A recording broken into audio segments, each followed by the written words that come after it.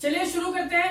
आपकी class 12th की book flamingo का चैप्टर नंबर 5 इंडिगो, जिसको लिखा है लुईस फिशर ने, और इसका पार्ट फर्स्ट पहले ही मैं अपलोड कर चुका हूं। तो जैसा कि मैंने आपको बताया था पार्ट फर्स्ट में कि इस चैप्टर में गांधी जी अपनी लाइफ का वो टर्निंग पॉइंट बताते हैं, वो मोमेंट बताते हैं जब उन्हें ये लगा कि हम अंग्रेजों को देश से भगा सकते हैं। तो 1942 में, यानी आजादी से 5 साल पहले, उनके एक फॉलोवर जो हमारे चैप्टर के राइटर भी हैं, लुईस फिशर, वो गांधी जी से मिलते हैं महाराष्ट्र में, उनके आश्रम सेवाग्राम आश्रम में। तो गांधी जी से पूछते हैं कि गांधी जी, आपको पहली बार कब लगा कि आप अंग्रेजों को देश से भगा सकते हैं, यानी हम इतने लायक हैं, हम we are able to make them flee.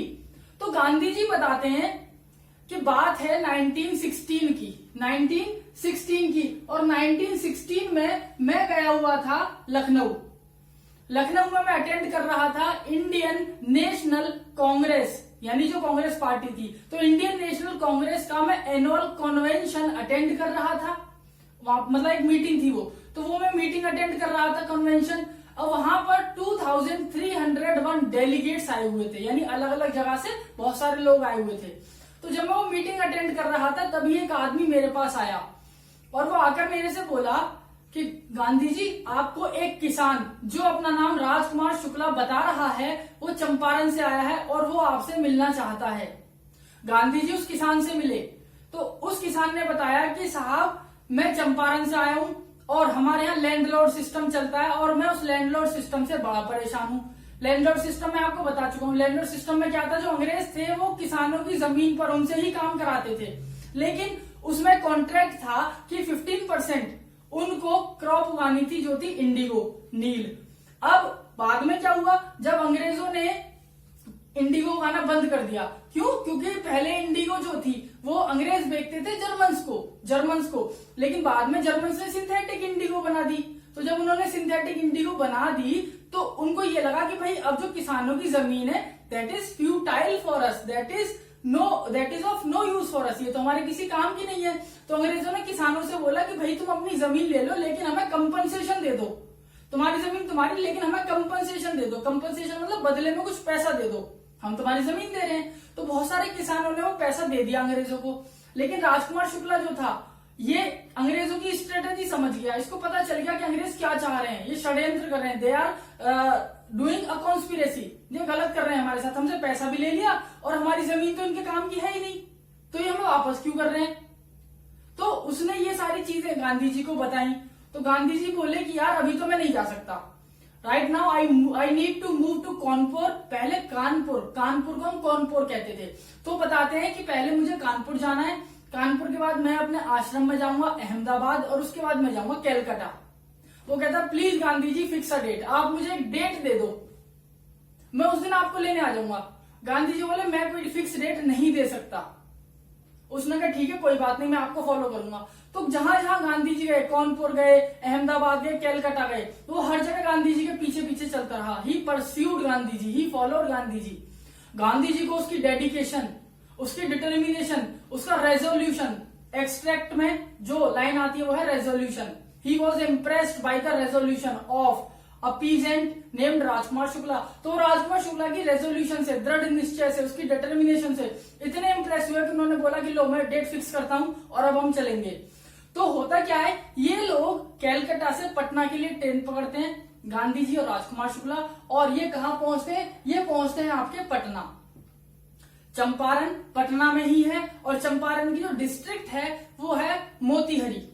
Champaran की डिस्ट्रिक्ट मोतीहारी, और चंपारण और मोतीहारी कहां पर है, पटना में। तो ये पटना पहुंच जाते हैं। अब पटना में जब ये पहुंचते हैं तो ये टेलीग्राम लिख देते हैं गांधी जी अपने एक फ्रेंड राजेंद्र प्रसाद को कि मैं आ रहा हूं, लेकिन राजेंद्र प्रसाद जी कहीं और गए होते हैं।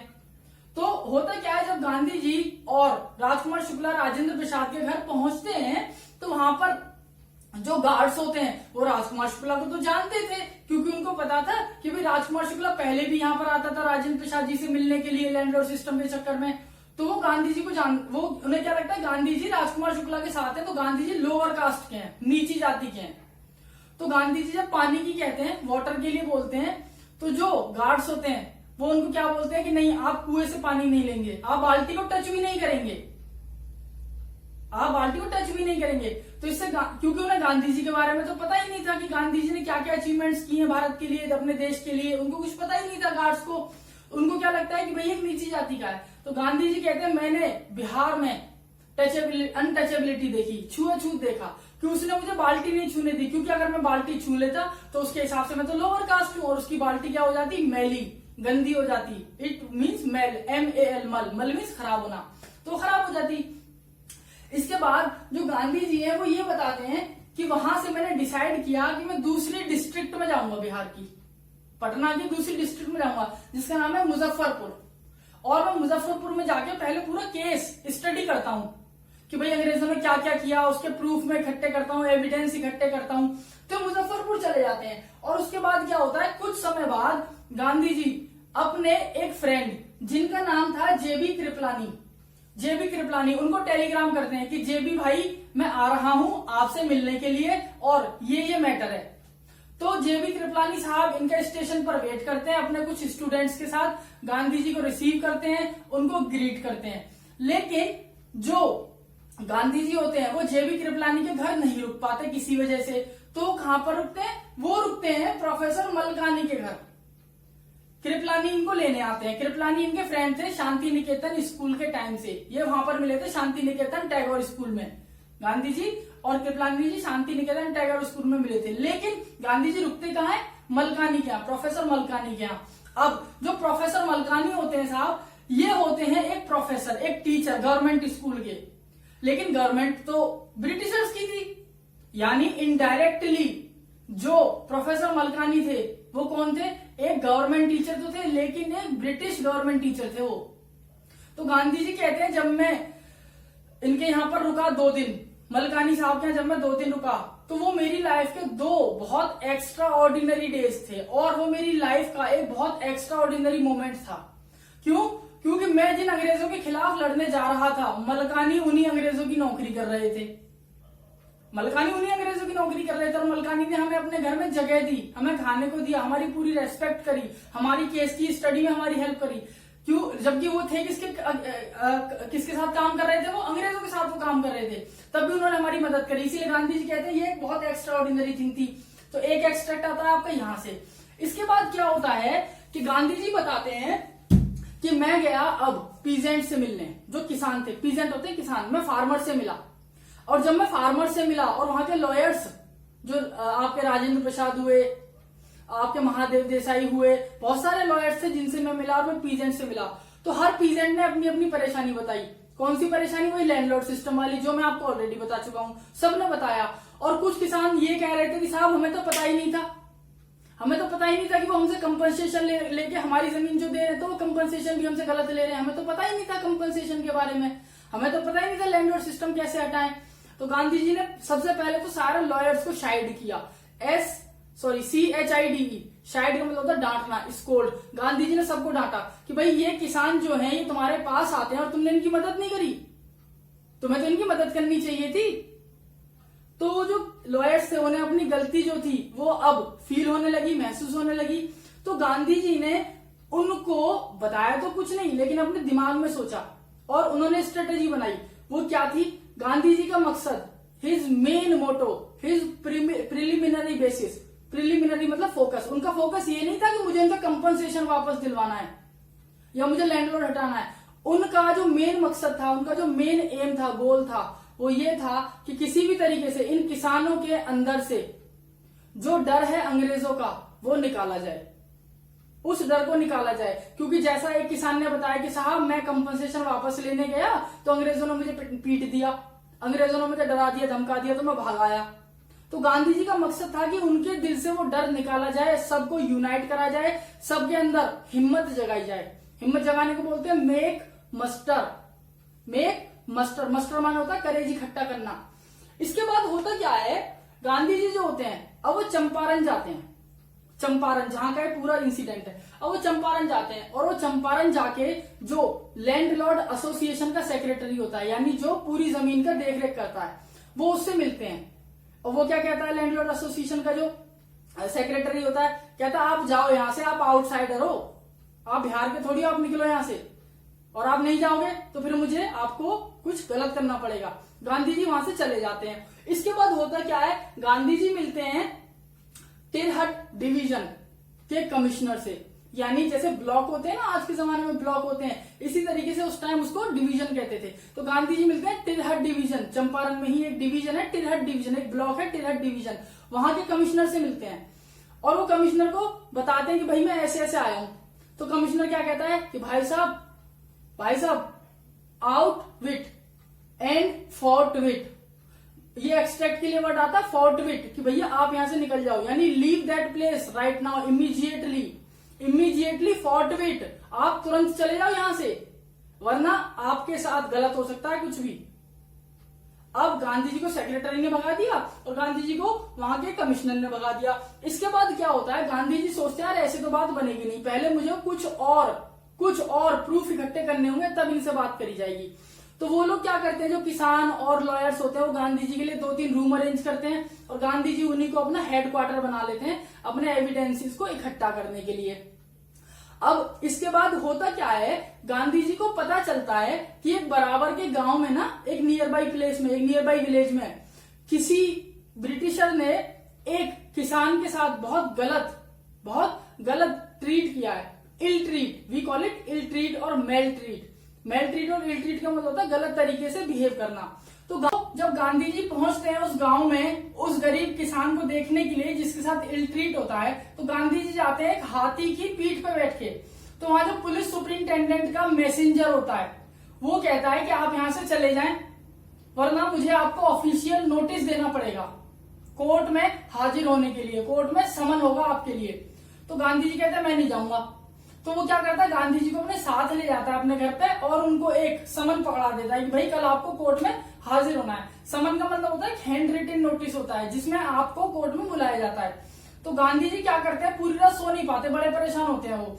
तो राजेंद्र प्रसाद को एक टेलीग्राफ लिखते हैं और वो ये लिखते हैं कि राजेंद्र जी आपको बहुत सारे लोगों को लेकर कल कोर्ट में आना पड़ेगा और ये मैटर है और मुझे कल कोर्ट जाना है।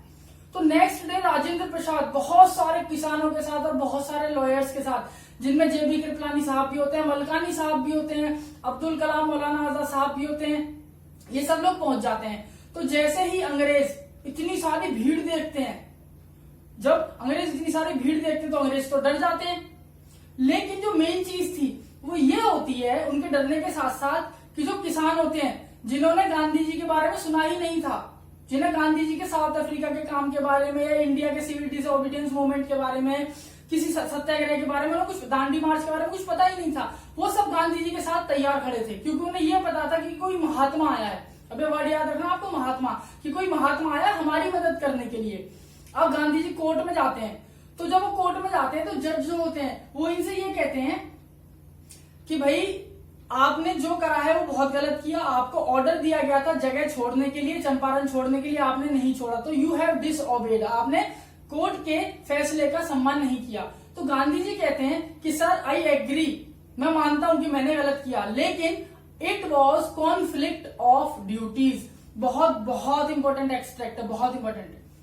तो वो कहते हैं it was conflict of duties. Conflict of duties का मतलब होता है कि गांधी जी ये कहते हैं कि मैंने लॉ तो तोड़ा, मुझे आपने कहा जाने के लिए, मैं नहीं गया, मैंने कानून तोड़ा, लेकिन ये कॉन्फ्लिक्ट ऑफ ड्यूटी था। मतलब ये सब जो मैंने किया ये मैंने गरीब किसानों के लिए किया।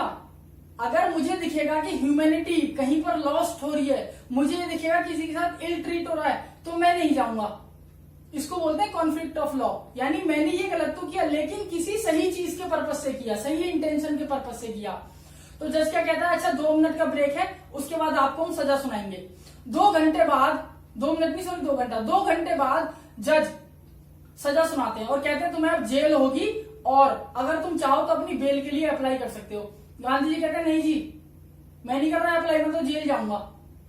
अब जितने वहां पर लॉयर्स होते हैं वो सब दंग रह जाते हैं कि अरे यार ये आदमी जो बाहर से आया है, the one who is an outsider, word याद रखना आप, आउटसाइडर, जो आउटसाइडर है ये हमारे लिए जेल जाने को तैयार है, तो हम क्यों नहीं जा सकते। बोलते हैं हम भी जाएंगे, सब कहते हैं हम भी जेल जाएंगे।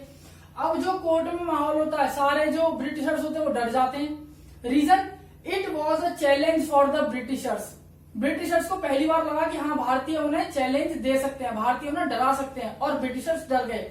तो जज क्या कहता है, चलो तुम्हारी बेल खारिज, तुम्हारी जेल तुम्हें नहीं जाना पड़ेगा, लेकिन केस तो तुम पे चलेगा। और अब सुनो काम की चीज, तो जज ये कहता है इनसे कि जेल आपको हो सकता है जाना पड़े। तो गांधी जी क्या कहते हैं, जब बाहर आ जाते हैं वहां से, कोर्ट से बाहर आते हैं, गांधी जी कहते हैं सारे लॉयर्स को और पीजेंट्स को इकट्ठा करके कि भाई देखो, मैं आपको फोर्स नहीं कर रहा, आप जेल जाए, मैं तैयार हूं, मुझे कोई दिक्कत नहीं है, लेकिन अगर आप जाना चाहते हैं और जरूरत पड़ी तो, इफ नीडेड, तो मैं 2 ग्रुप्स बना देता हूं। मैं जेल जाऊंगा तो मेरे पीछे पहली टीम आ जाएगी, मेरे बाद दूसरी टीम आ जाएगी। इससे होगा ये कि अंग्रेज हमसे डर जाएंगे। और यहाँ पर एक बहुत अच्छा वर्ड है, I am ready to go to jail. यहाँ से एक एक्सट्रैक्ट आता है, ये किसने कहा, क्यों कहा, किस रीजन से कहा, तो ये उम्मीद है कि ये क्लियर हो गया होगा। इसके बाद क्या होता है कि कुछ दिनों बाद जो अंग्रेजों के लेफ्टिनेंट गवर्नर होते हैं, लेफ्टिनेंट गवर्नर, उनका नाम था सर एडवर्ड गेट, वो क्या एक समन भेजते हैं गांधी जी के नाम पे, वो एक समन भेजते हैं गांधी जी के नाम पे, और वो ये कहते हैं कि भाई गांधी जी आपको अब हमसे मिलने आना पड़ेगा, फेस टू फेस एक मीटिंग होगी, और जो आप पे हमने केस था वो हम खत्म कर रहे हैं, we are dropping the case. तो लोग बड़े खुश हो जाते हैं कि भाई केस छूट गया गांधी जी से, अब गांधी जी को जेल नहीं जाना पड़ेगा। लेकिन होता क्या है कि जब वो बुलाते हैं गांधी जी को, समन देते हैं, तो गांधी जी जब उनके सामने जाते हैं तो वो ये कहते हैं कि भाई देखो, मैटर बहुत बड़ा है और ये इतनी आसानी से, इतनी जल्दी तो सॉल्व होगा नहीं, तो हम 4 फेज बनाते हैं, 4 फेज बनाते हैं, और इन 4 फेज में यानी 4 इंटरवल्स में मीटिंग्स होंगी हमारे बीच में, और फिर हम डिसाइड करेंगे करना क्या है। तो इस फेज को, इस इंटरवल को हम लोग बोलते हैं डेपोजिशंस, और ये डेपोजिशंस एक एक्सट्रैक्ट की फॉर्म में पेपर में आता है। तो डेपोजिशंस का मतलब क्या था कि वो इंटरवल्स जिसमें इन लोगों की मीटिंग होनी थी। और होता क्या है, डेपोजिशन बेसिकली होता एक रिटन डॉक्यूमेंट है। तो रिटन डॉक्यूमेंट में था कि भाई 4 इंटरवल्स होंगे, 4 इंटरव्यूज होंगे, और उन 4 इंटरव्यूज में हमें सब कुछ क्लियर करना है। तो गांधी जी क्या करते हैं, इन 4 इंटरवल्स में, इस इंटरवल्स को दूसरा वर्ड भी बोलते हैं प्रोट्रैक्स्ट। इस इंटरवल का दूसरा वर्ड भी यहां पर मैंने अंडरलाइन भी किया है, ये प्रोट्रैक्शन। ये वर्ड फिर से एक्सट्रैक्ट की फॉर्म में आता है। तो ये 4 प्रोटेक्शन जो थे, इन 4 प्रोटेक्शन में गांधी जी जाते हैं 10 के 10,000 किसान को लेकर, सारे किसानों को ले जाते हैं, और उन किसानों ने जो भी लिखा होता है कि भाई मेरे साथ ये गलत हुआ, मेरी इतनी जमीन थी, इन्होंने इतनी ले ली, और मेरे से इतना कंपनसेशन ले लिया, तो 10,000 रिटन डॉक्यूमेंट गांधी जी लेके जाते हैं अपने साथ, बाकी सब वकीलों के साथ और किसानों के साथ 10,000 रिटन डॉक्यूमेंट। और इस रिटन डॉक्यूमेंट को क्या कहते हैं, फिर से आपको याद रखना पड़ेगा, इसको कहते हैं डेपोजिशंस। डेपोजिशंस एक्सट्रैक्ट में आता है। तो 10,000 लेके चले जाते हैं। तो एट लास्ट में होता क्या है, सब लोगों को ये लगता है कि भाई गांधी जी जो है वो 100% पैसा मांगेंगे कंपनसेशन का, यानी जो किसानों से पैसा लिया गया था अंग्रेजों द्वारा, वो पूरा पैसा मांगेंगे गांधी जी। लेकिन गांधी जी कहते हैं जी हमें बस 50% दे दो। रीजन फिर वही है, गांधी जी का मकसद पैसा लेना नहीं था, उनका मकसद था अंग्रेजों को पावरलेस करना, अंग्रेजों के अंदर डर पैदा करना, और वो गांधी जी करने में अभी तक he was successful in doing that, वो बिल्कुल सफल थे। अब हुआ क्या, अंग्रेजों ने मना कर दिया, 50% नहीं देंगे। तो जो डील फाइनल हुई वो ये थी 25%, यानी हमने जो इनसे पैसा लिया है, इनकी जमीन तो हम दे ही रहे हैं, लेकिन हम इनको 25% कंपनसेशन का पैसा वापस करेंगे। मान लेते हैं इन्होंने हमें 100 रुपए दिए हैं, 100 रुपए दिए हैं, तो हम इनको 100 नहीं वापस कर रहे हैं, अब इनको 25 वापस कर देंगे। 100 का 25% 25। तो क्या कहते हैं कि भाई अब हम इनको 25 रुपए वापस, यानी 25% वापस कर देंगे। तो लोग खुश हो जाते हैं। तो गांधी जी उनको ये कहते हैं कि आपके पास खुशी का मौका है। रीजन ये नहीं कि हमें 100% नहीं मिला, 50% नहीं मिला, सबसे मेन चीज क्या है, हमने इनको पावरलेस कर दिया है, हमने इनको डरा दिया है, और यही डर हमारे लिए बहुत जरूरी था इनके अंदर पैदा करना। तो उसके बाद गांधी जी एक बात कहते हैं, money was not important but to make Britishers powerless was. इनको पावरलेस करना बहुत जरूरी था। ये जितने भी सेमी कॉलन्स में या इन्वर्टेड कॉमास में लाइन्स है, ये सब एक्सट्रैक्ट है, इसीलिए मैं आपको बीच में मीनिंग नहीं कोई अलग से मेंशन करता, इसीलिए मीनिंग जितने भी है वो सब कुछ इस बोर्ड पर मेंशन कर देता हूं, साथ के साथ बताता भी जाता हूं। तो होता क्या है, गांधी जी कहते हैं कि भाई मनी इंपॉर्टेंट नहीं था और इनको पावरलेस करना इंपॉर्टेंट था, जो हमने कर दिया। और ये क्या है, ये एक जीत है हमारे लिए। It is the victory of civil disobedience movement. It is the victory of civil disobedience, मतलब सिविल मतलब सिटीजन्स, डिसओबीडियंस मतलब किसी चीज को ओबे ना करना, किसी चीज को ना फॉलो करना। तो गांधी जी कहते हैं हमने अंग्रेजों की बातें नहीं मानी, उसी का ये रिजल्ट है कि हमें जीत मिली है। तो ये सिविल डिसओबीडियंस मूवमेंट की जीत है। और जो कि भारत में मॉडर्न इंडिया में पहली बार हुई है। इससे पहले ऐसा कभी नहीं हुआ। एट लास्ट होता ही है, गांधी जी अपने बेटे को, अपनी वाइफ को और अपने बहुत सारे फ्रेंड्स को वहां बुला लेते हैं चंपारण में। तो चंपारण में मेडिसिन जो थी वो दो तीन तरीके की थी, कैस्टर हो गया, ऑयल हो गया, ये 2-3 तरीके की मेडिसिन थी। तो गांधी जी वहां पर दवाइयों का इंतजाम करवाते हैं, वहां पर बहुत सारी लैट्रिन्स और टॉयलेट्स बनवाते हैं। इसके अलावा वो बच्चों की पढ़ाई के लिए स्कूल्स का भी अरेंजमेंट करते हैं। तो लास्ट में होता क्या है, एक अंग्रेज होता है जिसका नाम होता है चार्ल्स फ्रियर एंड्रयूज। चार्ल्स फ्रियर एंड्रयूज वो आता है गांधी जी के पास और कहता है, गांधी जी मैं अब ये जगह छोड़ के मैं जा रहा हूँ फिजी आइलैंड, पर मैं चाहता हूं कि मैं आपके साथ रहूंगा, मैं आपके लोगों की मदद करूं। तो जो लॉयर्स वगैरह होते हैं वो तो बड़े खुश हो जाते हैं, किसान भी खुश हो जाते हैं कि भाई एक अंग्रेज हमसे आके मिल गया तो ये वहां की खबरें हमें लाके देगा, ये हमारी मदद करेगा हमें फ्रीडम दिलाने में। गांधी जी मना कर देते हैं। गांधी जी कहते हैं, चार्ल्स फ्रियर एंड्रयूज मैं बहुत खुश हूं कि आप मुझे बहुत फॉलो करते हैं या आप मुझे मानते हैं, लेकिन मैं ये अलाउ नहीं कर सकता और आप फिजी आइलैंड जा सकते हैं। वो चला जाता है। तो बाद में लोग पूछते हैं, गांधी जी आपने मना क्यों किया? तो गांधी जी कहते हैं, मेरे लिए मेन चीज ये नहीं है कि वो अंग्रेज मेरा साथ दे रहा, मेरे लिए मेन चीज ये है कि मेरे हिंदुस्तान के लोग मेरे साथ हैं। एंड मोर ओवर जो मेन चीज है वो ये है कि we should be self dependent, we should be self sufficed, we should be self sufficient, we should be self reliable, we should have self conscience. हमें खुद के अंदर बिलीव होना चाहिए, हमें खुद पर डिटरमाइंड होना चाहिए, हमें खुद पर भरोसा रखना चाहिए और इससे बढ़कर कुछ भी नहीं है। तो लास्ट एक्सट्रैक्ट आपका आता है यहां से। तो दोस्तों चैप्टर हो जाता है आपका खत्म। बाकी बहुत लेंथी चैप्टर था और बहुत कॉम्प्लेक्स चैप्टर था। तो बाकी नोट्स बनाने की थोड़ी थोड़ी कोशिश करी है, जहां से कुछ भी नहीं छूटेगा। एक्सट्रैक्ट बनाने की कोशिश करी है, वर्ड मीनिंग सारे मेंशन कर ही दिए हैं। तो उम्मीद करता हूं काफी कुछ समझ में आया होगा, अच्छा लगा होगा, चैप्टर क्लियर हुआ होगा। तो अब मिलते हैं बहुत जल्दी किसी नए चैप्टर के साथ, फिर किसी इंटरेस्टिंग तरीके से। Till then thank you everyone, enjoy everyone.